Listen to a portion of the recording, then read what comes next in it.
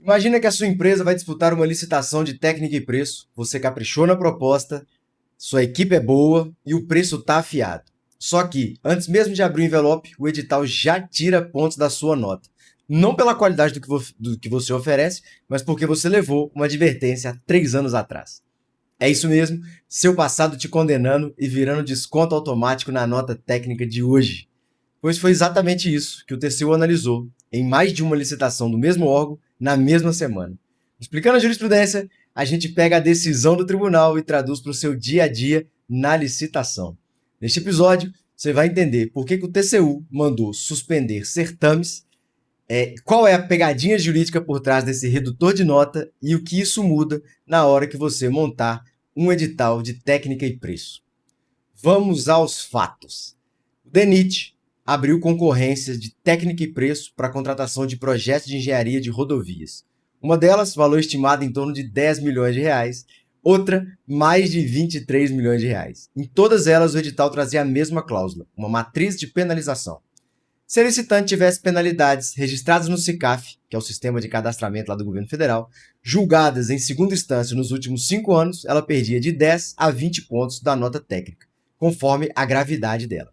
A própria fórmula do edital descontava as penalizações da nota técnica antes de fechar a nota final. Veio uma associação de empresa e representa no TCU contra essa cláusula, alegando ofensa à competição, isonomia e seleção de proposta mais vantajosa, e isso chega ao plenário.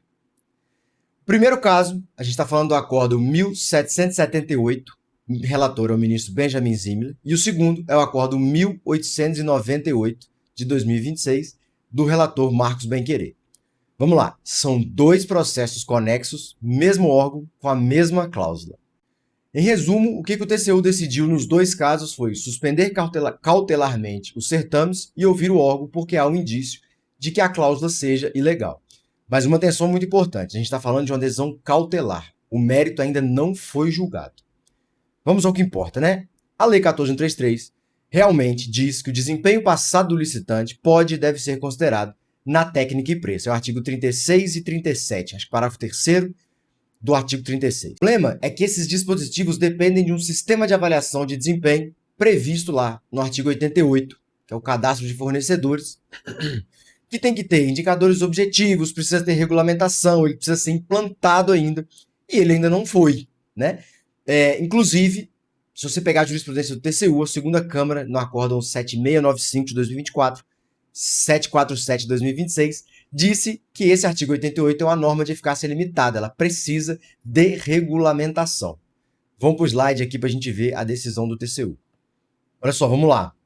O redutor automático de pontos da nota técnica, com base em registro de penalidades pretéritas no SICAF, sem a prévia regulamentação exigida pelos artigos, parágrafos 3º e 4º do artigo 88 da Lei 14.133, é uma restrição indevida à competitividade e configura um potencial bis in idem. Vamos lá, por que bis in idem? A empresa ela já foi punida lá atrás. Teve um processo contraditório, ampla defesa, e ela foi punida. Só que agora, além dessa punição original, toda licitação que ela participar, ela ainda assim perde ponto pela mesma falta.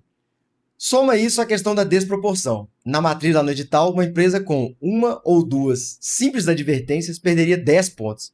Imagina uma advertência custar um contrato de 23 milhões de reais.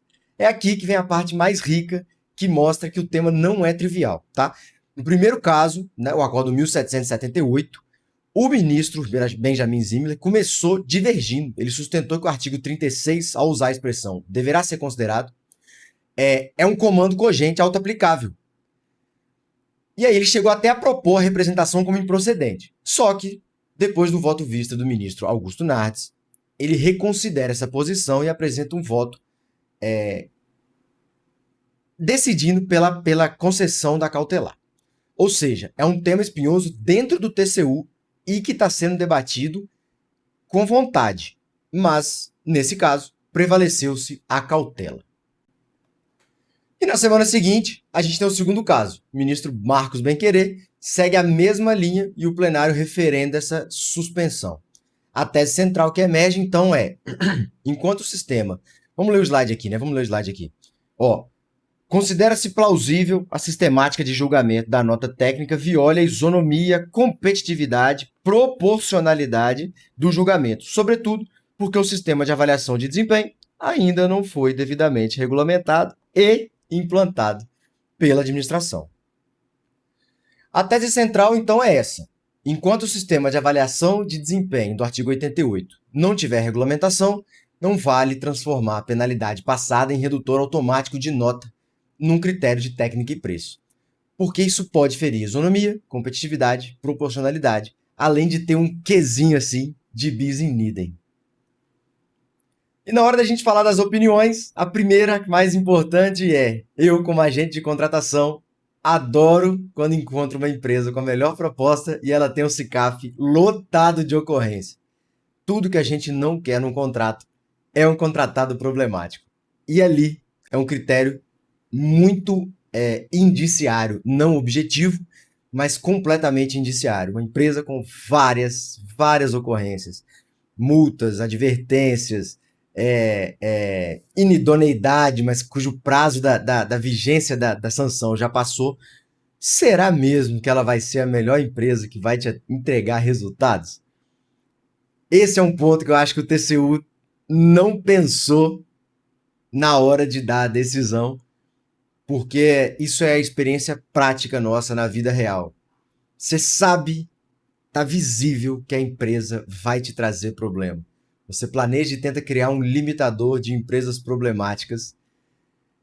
E aí fica complicado. Some-se isso ao fato de que a melhor solução, Lucas, seria então, no momento em que você aplica uma sanção, você também não dá atestado de capacidade técnica para a empresa quando ela pede ao final da execução do contrato.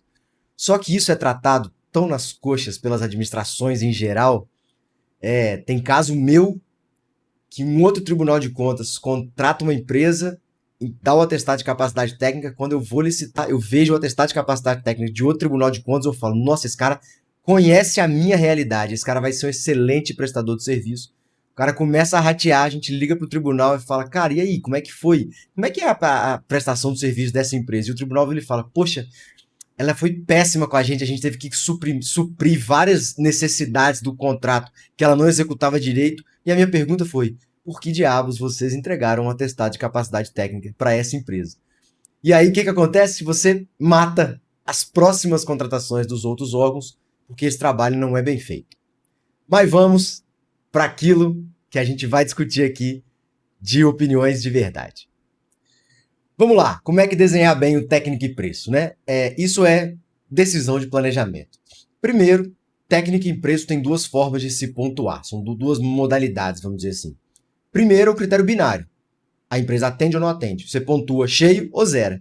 Tem tal certificação? Não tem. Tem tanto tempo? Não tem. Tem tal coisa? Não tem. E tem um critério que são as faixas, né? Um critério de espectro, em que você pontua em grau de qualidade, intensidade, nível de experiência. E aí a empresa melhor vai ganhando mais pontos. Os dois critérios, você vai somando uma qualidade positiva, ligada àquilo que você quer na contratação. Só que nesse acordo a gente tem o contrário, a gente tem um redutor com base numa sanção. E aí essa lógica ficou um pouco quebrada, por isso eu entendo o TCU. E agora, um segundo ponto relevantíssimo é a questão da rastreabilidade. O professor Carlos Henrique Harper Cox, no livro dele de planejamento, todo fator de pontuação técnica, ele tem uma origem no planejamento como um todo. Ele vem lá da demanda, na justificativa da demanda, ele vem na especificação da qualificação da solução que você está exigindo, ele vai refletir na seleção do fornecedor, na etapa em que você vai estabelecer critérios de técnica e preço ou critérios de atestação para aferição de requisitos de habilitação, e ele vai refletir na execução do contrato, que são os critérios do instrumento de medição de resultado. Todo o planejamento ele vem concatenado, alinhado, exatamente rastreado em por que esse item está sendo considerado na medição do meu resultado, por que tal item foi apontado como requisito de habilitação, por que tal item faz parte da descrição como um todo, e aonde na minha demanda tal item é relevante para justificar essa minha própria demanda. É isso. Planejamento é uma das linhas mais lógicas, mais administrativas, né? Não no sentido de administração pública, mas no sentido de administração. É o que a gente faz na nossa vida, mas quando chega na hora de escrever um processo, a gente sempre se complica, né? Não tem que ser assim. Planejamento não tem que ser uma ferramenta de medo burocrático, ela tem que ser uma ferramenta de buscar resultados eficientes. Chegamos aqui ao resumo, ao final.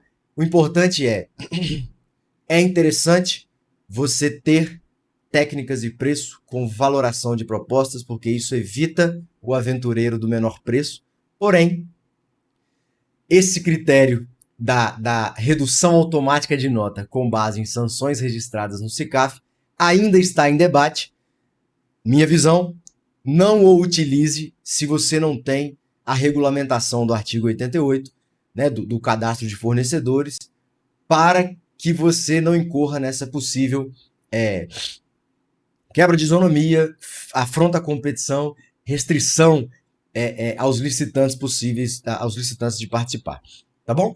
E é isso. Explicando a jurisprudência, a gente está aqui. Espero que esse acórdão tenha trazido para você clareamento, mostrado uma nova forma de enxergar os critérios para selecionar a seleção do fornecedor numa proposta, numa modalidade do tipo técnica e preço, né, no critério de julgamento do tipo técnica e preço. E nós estamos aqui à disposição.